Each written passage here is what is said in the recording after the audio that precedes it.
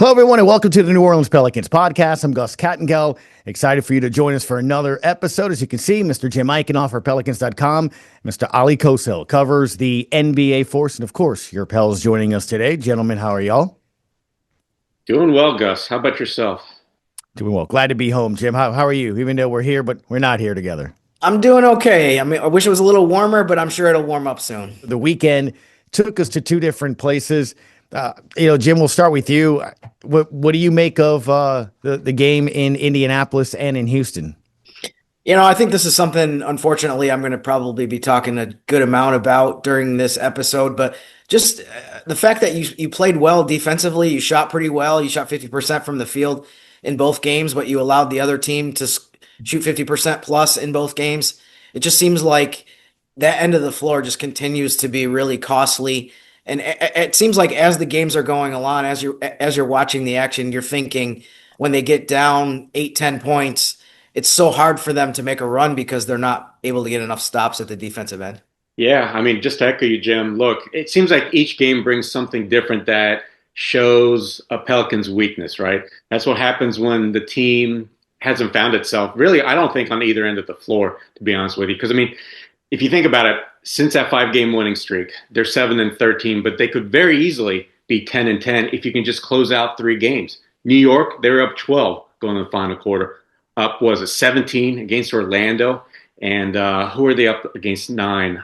There was another, tough loss, fourth quarter loss there. So that to me just echoes that this team, they could be on the verge of just being, right there, right? Because we're seeing they're competitive in games.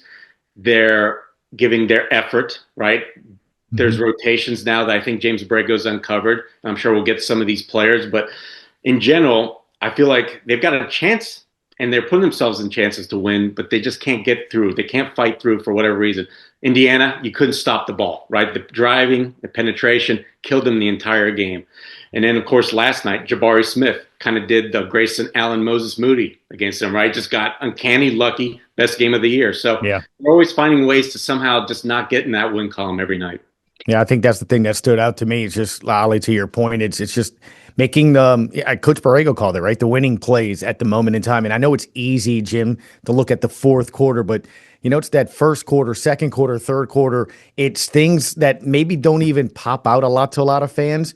But as you're watching a game and we know how this team's sort of been, you're like, oh, that could come back to hurt you. Like Coach Borrego at the end of the game yesterday saying out of the team's 13 turnovers, which isn't a lot, right, in a game when you think about it, but 8 are in transition. That's fast breaks. That's missed layups. That's turnovers. That's trying to do an alley-oop off the glass when you're down 12 on a 10-3 run. It's things that you can control, and I guess that's the thing that's frustrating to me. Look, we're all going to talk about the defensive side of things, but yeah, it's things that you're not helping yourself, and I just, when you hear 8 turnovers in transition out of 13, that's a possible 16 points at least, if not more, if you make threes, Yeah, I mean, I think to some of your points, I don't think the turnovers overall have been that damaging the way they were at the beginning of the season, but it's when they happen sometimes.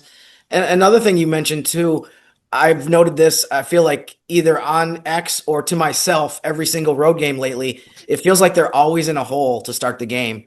So a lot of people that, kind of casually follow the NBA say like, oh, I don't need to watch until the fourth quarter, or I don't need to watch until the playoffs. It feels like the tone is being set in a lot of these Pelicans games, especially on the road in the first 5 minutes where they're already down, 12-4 and they have to call timeout.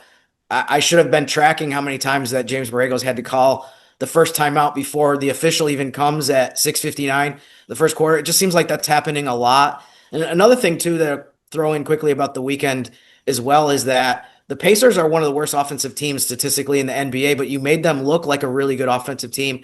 The Rockets have tons of talent. They have Kevin Durant, obviously. They have some good players, but they haven't been great offensively either over this last long stretch where they played 500 ball, and they did well just like the Pacers did. So, I mean, that's the thing is you got to just make things harder for some of these opponents or you're going to keep running into a lot of the same problems.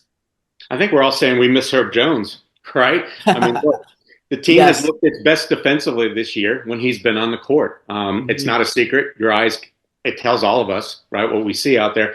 Yeah. And so they've been trying to make do ever since, right? Every game he's missed, and he's missed a lot this year, right? So that's why I think you've seen more times than not the Pelicans defense really struggle. Mm-hmm. I do want to say they have started making some turns, and I know we'll get into more like particular individuals like Eve, but like I like to track opponent shots, in the restricted area, the wide open threes, right? The things that really kill you. And earlier in the year, the Pelicans were easily in last place, I think just about every month up until this month. They've shaved off 6 shots per game from opponents in the restricted area from last month to this month, allowing about 5 less wide open threes from last month to this month. We're slowly beginning to see, I think, like a semblance of a defense, right? I'm not sure what their identity is. We know what they want to do, right? Cause havoc, get out in the open court, and hopefully convert those transition opportunities, but it's not there yet. Yeah, well, since we're talking about it, let's start there.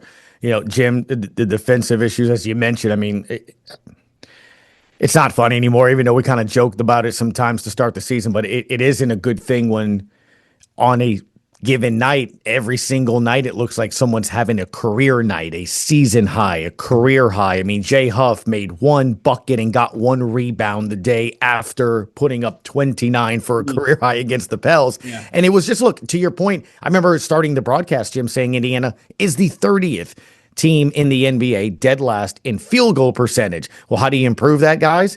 By going in the paint, and they destroyed the Pels in the paint. So not stopping the ball and things like that. So defense, it's overshadowing the positive developments in the gym. For sure. I mean, to Ollie's point too about Herb Jones, to me, when Herb is playing, he has to cover for too many different things. There's too many different holes in the defense. And then you take him out of the mix, and it's an even greater issue where you're just not stopping enough things. You're not cutting off the shots in the paint that Ollie talked about. It is definitely a good sign that they've reduced, shots around the basket and some of the open threes as well. But I mean, to me, it's one of those things where I almost feel like we should have a game where we agree as media members that we're not going to discuss anything offensively. We're not going to talk about how many points a guy has. We're only going to focus on, just to kind of underline the point of how important defense is. We're only going to talk about blocks and steals, and we're going to talk about charges drawn. One of the stats that I've noted a couple times recently is on the defensive end for the Pelicans is that Bryce McGowan's is leading them in charges drawn. I mean, that's great for Bryce McGowan's, but he's on a 2-way contract. He can't even play every game. You don't necessarily want a guy who's not available every game to be leading your team in that stat. So to me, it's just about making your presence felt at the defensive end on an individual basis. And if you do that, then that can spread out to the team overall. I've had coaches say in the past, this is partly about more about transition defense and rebounding, but coaches say be somewhere. So meaning like you're either getting an offensive rebound or going for a rebound, or you're getting back on defense. You can't be in the middle. And it feels like I see that sometimes on the defensive end for the Pelicans. It's like you're just not seeing the guys are playing 25, 30 minutes and you're not seeing them anywhere on the defensive end. So I think that's something that has to be the case, is that there has to be more disruptiveness. There has to be more aggressiveness. And if you can do that individually, then maybe you'll get better results as a team. But as long as we're not seeing that on a consistent basis, we're going to see some results the way we saw this weekend. Yeah, guys, what I'm seeing with my eyes, say compared to 2 years ago, right, when Willie Green had a couple of years where the team was really good defensively, they're not dictating defensively. I think the good teams in this league really kind of pigeonhole you into what they want you to do. Pelicans don't do that. To your point about the Pacers being the worst offensive team, it was amazing to me how easily they moved the ball, got into the lane, right? Almost every man was able either to beat his man with a pass or off the drive. That never happened 2 years ago, and that's what's happening right now, and it's game to game. And so how do you solve that? Well, that's why I said we all miss Herb Jones. But back then you had Najee Marshall, Dyson Daniels, Larry Nance. I mean, I could go on and on. This year, really, let's face it, you're starting 2 rookies who are still learning the game, who I believe both are beginning to hit kind of rookie walls. You can see it in their numbers. And then, of course, opponents pick up on that. They single, whether it's Derek Queen, Jeremiah Fears, on who to attack one-on-one. So that's why you're getting off, I think, a lot of slow starts. But you also can't set a tone defensively, especially when you don't have Herb out there, right? Because they're constantly in rotations. And you're just playing catch-up at that point. So that's why it's so important to have, I think, the Pelicans come up with good game plans, right? We see it. right? James Borrego calls a timeout, comes out of a half, starts games, takes the ball out of the opponent's best hand, right? That's why they beat Houston, had that great comeback against Houston because they stifled Kevin Durant. We've seen them try it against Devin Booker, other teams, but they get beaten somewhere else because, like I said, that defense just isn't there to cover for everybody. They're not on the same page. And I don't know if they honestly have currently the personnel, because we're also mentioning no Jose Alvarado. He's key to stopping the ball at times too. So, yeah, I mean, I don't know how you can patch this up quickly. Ali, I like the word that you used, dictating. It's about, you want to be aggressive. You want to take it to them. You don't want to be on your heels. And it does feel like that the defense in general has been very reactive this season. So I like that point a lot. Yeah, no doubt. Look, I want to go to the other end of the pendulum here in terms of like you have the thing that's just glaringly a problem on a defensive end. The other, and Jim, the Graph likes to say I like to pat myself on the back a little bit here, but after one of the games in post game when the Pels failed to close again, I'm like, you know what? Maybe it's time to pick somebody to try to close. And to me, I nominated Trey Murphy. Here's a player that can give you everything, right? He can shoot the three. He can drive to the basket, be aggressive. And when you see him do that, it opens up the floor. Double teams come to him. I can go on and on and on. Mm-hmm. And I'm like, we talked about it, Jim, last year. If you want to take that next level step, you want to be an all-star player, you want to be those type of guys, you have to be the guy that everybody knows you're getting the ball and still find a way.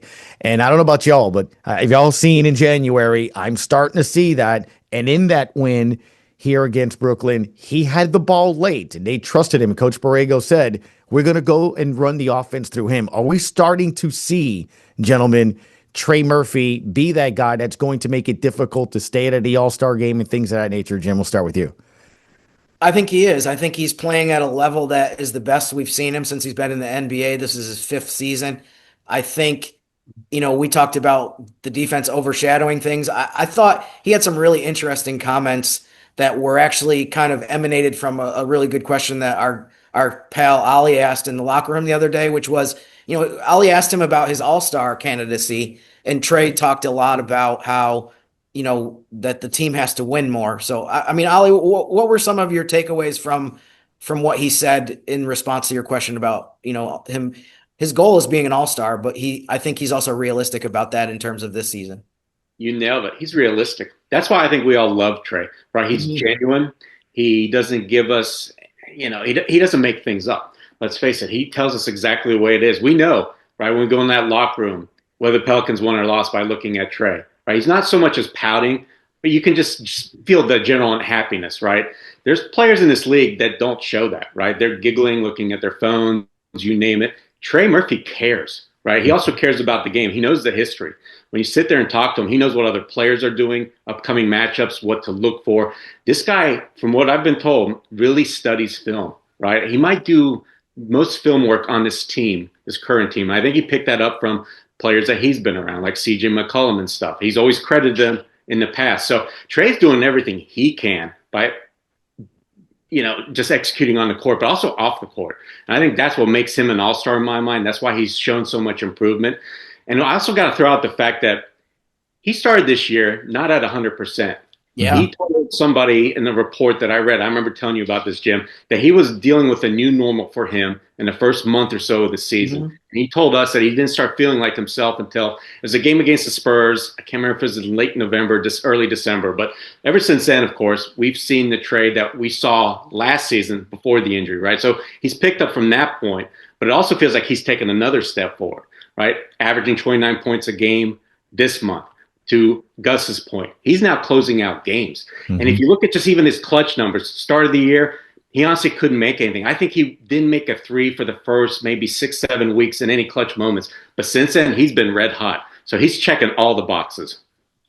Ali, I think it was interesting. I think it was a middle-ish November, that game against the Spurs that he referenced where he had 40-plus points in that mm-hmm. game. And that was, I think it tied his career high.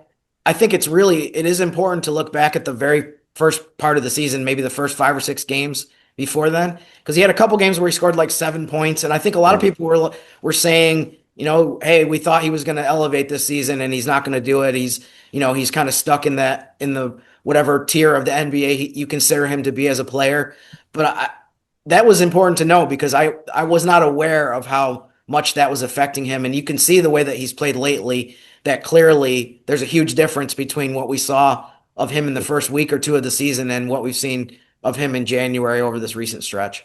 Yeah, no doubt. And I think one of the things, again, just to pull the curtain back a little bit too, one of the things that you do see, Ali, to your point, he didn't have to do, and I don't know if people listening think it's a big deal or not, but before every game when we get on the bus to go to the arena and on the bus before or on our way to the airport, he makes sure he daps every single person, every staffer, every teammate, every coach, everything, all the time, win or lose. He does that all the time. Several players do, but especially him, and you're starting to see him be more and more of a leader vocally, but also just personally and physically. You can see it. I don't know how else to say it, but you can see it on the road, him trying to be more of a, hey, let's do this. Let's get going. Got about 6 minutes, guys, before Jim's going to give us our player of the week and player to watch and some training numbers, some tough games coming up, and a 3-game road trip. But 3 quick topics I want to get into. I want to get y'all's take.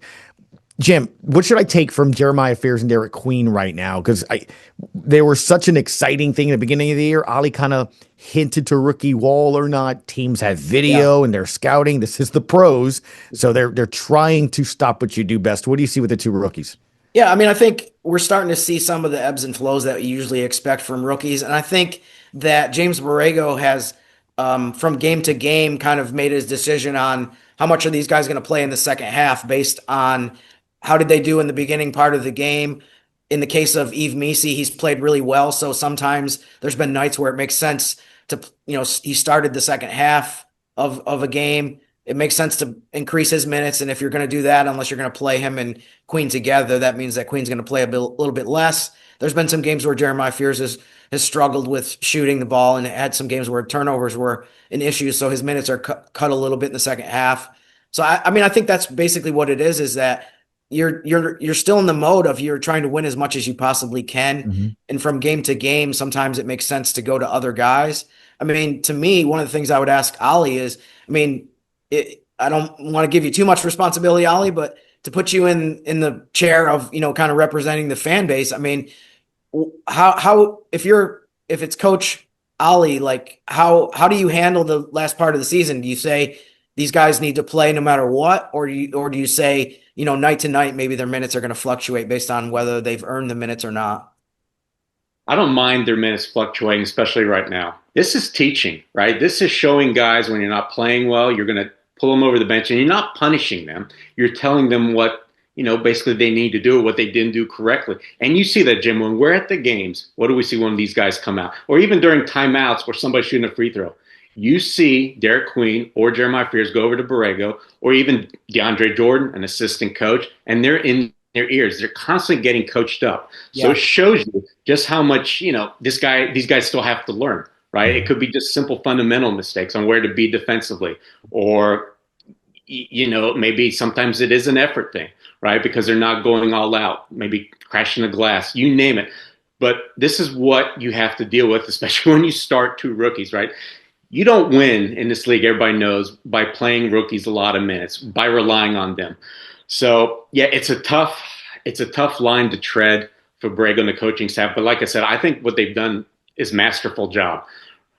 What you want to see the rest of the season is these guys start to maybe earn some of those minutes back, right? Jeremiah shows that he belongs out there in the fourth quarter. That Derek Queen can be entrusted with a bigger part of the offense at times, because I feel like maybe that's what they're kind of moving away from, right? We were so excited about the way Queen was basically being the guy, the offensive hub, about a month and a half ago. Because he slowed down, because I just feel like it's such a long season. These losses pile up. That's probably taken effect on him mentally more than physically. So you just want to see them fight through this and be better for it for the rest of this year, but especially beyond. I think that's what the coaching staff is gearing them towards, what's to come after all this. Yeah, it's definitely a mental aspect of it. One of the things we noticed during the broadcast too, and a lot of times the cameras don't focus on it, but after a mistake or a turnover, you see the heads, turn towards the sideline. And that means you're thinking about, oh, I made a mistake. Am I coming out and stuff? And I think, to me, to shorten it, to put a bow on this, is valuing possessions. I think when you're struggling, you're not winning, every possession, first quarter, second quarter, third quarter, fourth quarter, you have to value it like it's a game deciding possession. And I think that's to sit with those 2 guys you're mentioning.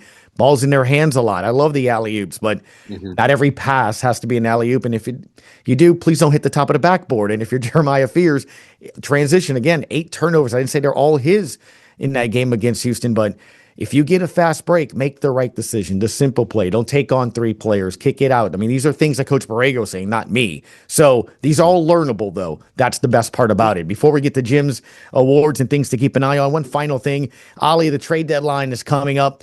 I don't know, man. What's your expectations, hope, dreams, or things of that nature? I don't think anything's going to be seismic, right? I mean, we've been hearing it. Chris Haynes recently reported that, was it 5 players are not going to be traded by the Pelicans, right? The obvious Trey, Herb, Z, Jeremiah, and DQ. But I'll tell you what I did hear at the start of the year, that this front office actually wanted to see this group out there for the entire year. So I always pictured that this trade deadline coming up was never going to be about moving a big piece. We may see something small, right? Because this team obviously has holes. You're going to want to take advantage of bringing in more talent for this existing group because you don't have a first-round draft pick. So I do expect maybe some smaller action, but as far as anything big, no, I don't think it's going to happen. So what about you think the rest of the league? Yeah, that's a good question, but I'll tell you what, it doesn't feel like there's going to be much action, right? I mean, John Morant just had a great game, last game in London, where he showed he can still be Ja of old, but it seems like the market for him is very down. You could say that about a lot of players, like Jonathan Kuminga, guys that are out there, I should say. The Zach LaVines, DeMar DeRozan. Nobody's knocking down the door to get the players that are supposedly attainable. So that's why it just feels like there's not going to be much action. Teams are really responsible now about their books because these aprons, they matter. They're very penal, especially once you get in that second apron.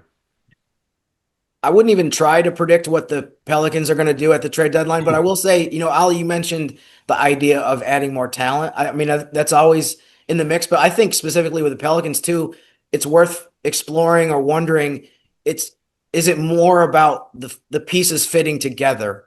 Because I feel like there's talent here. There's tons of offensive talent, but maybe it's a matter of can you find a better combination? Can you figure out a way to balance out how much offensive talent there is, how many defensive first guys that there is, because it feels like that's something that you could, just on the margins, like you said, not a seismic thing, but maybe something that you can do that can balance that out a little bit better going forward over the last couple months of the regular season. Yeah, it's going to be interesting to see what teams do. And you look up and down the standings, there are some surprises, and there are some teams that, I guess maybe are just happy to sort of be there and stuff. But time now to do our awards, Jim. Let's just start with the player of the week. Who do we start with that? In the theme of emphasizing defense more than offense, something that I've talked about a lot already, the player of the week, I'm going to go with Yves Missi. He only averaged 8 points a game. And I would say I'm as guilty as anyone else when I recap games, when I write about the team, of talking about points per game too much, talking about this guy scored 25 points. But I think I give it to Yves Missi. He might have been the 6th or 7th leading scorer on the team this week. He wasn't a huge offensive force, but he averaged 7 rebounds a game. He averaged 5 rebounds a game. On the offensive end, he averaged 1.8 blocks in only 25.9 minutes. So, I mean, I pick him as the player of the week just because I feel like he's providing that impact that they need in other areas of the game that are beyond putting the ball in the basket. And as we know, that's one of the biggest reasons why his minutes have continued to go up lately, and why they're putting more on him, is just that's what they need. So Yves Missi, player of the week. Player to watch over the next 7 days, I'm going with Zion Williamson. And I think for me with him, it's really more about just a continuation of what he's been doing and watching him be able to do that. He's played 19 games in a row, including 4 back-to-backs. So, I mean, you could talk about everything this season stat-wise, but I mean, that in itself is maybe the most important, biggest aspect of what he's done. Over his last 17 games that he's played, he's had 12 games where he shot at least 60% from the field. So again, going back to what we've seen of him earlier in his career, in this 19-game stretch, his first couple games, he definitely looked like he was still trying to find his rhythm. But like I said, the last 17, he's been great. He shot 64% from the field this week. He averaged 21 points, 6.3 rebounds, 4 assists. So Zion Williamson, player to watch. And I think also with him specifically, another reason I think it's important to keep an eye on him is you look at what he's been doing lately, how efficient he's been, the points that he's been scoring, how often he's had 30-point games. Getting into the trending numbers in the next 3 opponents, the 3 teams that they're going to play over the next 7 days are Detroit, Memphis, and San Antonio. Now, Detroit is the second best defense in the NBA. The Spurs are third best. Memphis is 13th, so we're talking about a team that's still in the upper half of defensive efficiency. So can Zion Williams continue to produce and be consistent at the rate he's been now against two of the best three defenses in the league? And then Memphis is 13th. So, and then the last thing, the trending numbers, I'll try to go through this quickly. The trending number for Detroit is 5-40, and that was their record through 45 games 2 seasons ago. So you say, okay, the Pelicans are struggling, their record is tough. It is possible to turn things around. Detroit has shown that they're leading the East right now. The trending number for Memphis is 130.5. That's their scoring average against the Pelicans this season. 2 of the games that the Grizzlies played against the Pelicans are among the top 5 scoring games that Memphis has had this season. So again, Pelicans have to do a better job of slowing them down. And then lastly, the trending number for San Antonio is 7, and that is the most points that the Spurs have beaten the Pelicans by in any of the 3 matchups this season. I mean, I think if you want to make a case of, the Pelicans are 10-35, but what are some of the things that they've shown this season that they're not as bad as their record? I would point to the 3 games that they played against San Antonio, one of the best teams in the league. All of them were close. The Spurs really didn't dominate any of them. The Pelicans had a chance to win, especially the 2 games in the Smoothie King Center. They had a chance to win and just weren't able to come up with it. So those are the trending numbers for this week. Back to you, Gus. Well, we'll see what takes place. Ollie, as always, man, appreciate the time. Let's see what takes place, buddy. Absolutely, guys. Yeah, let's hopefully have a good, more lucrative in terms of win-losses, right, for the fan base. That's what I want to see for second half of the season. In the meantime, Mr. Jim Eichenhofer, Oleh Kosel, as always, appreciate the time. And we are proud that you stick with us here on the Pelicans Podcast. We'll see you next time.